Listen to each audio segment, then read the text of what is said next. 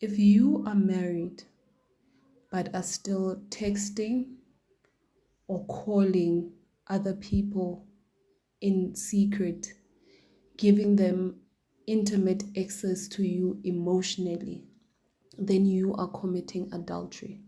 The Bible tells us that adultery begins in the heart. It does not begin when you go and sleep with a person, or when you begin to spend time with a person. It begins in your heart.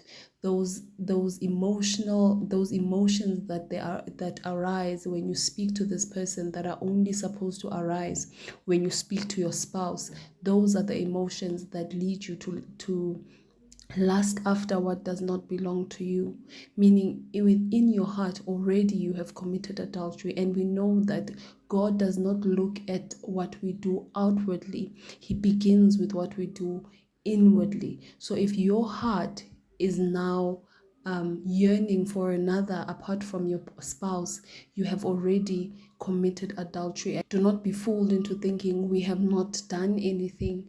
The mere fact that you people are talking to one another in an intimate way is enough of a sign for you to know that you are committing adultery. And the Bible tells us that whatever causes us to sin, we should cut it out of our lives.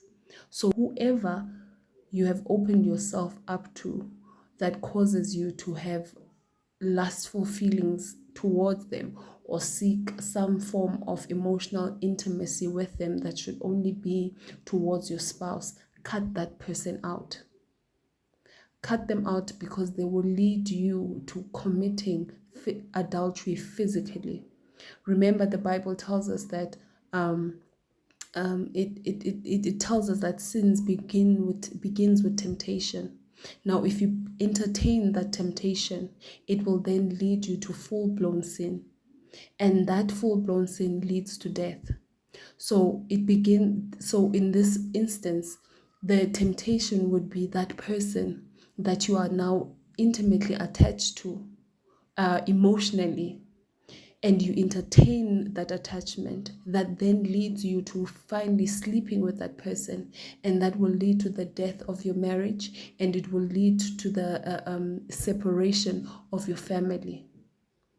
Before you continue to entertain what will only lead to destruction, take the time to reassess the type of conversations that you are having in secret, and see if they are worth holding on to.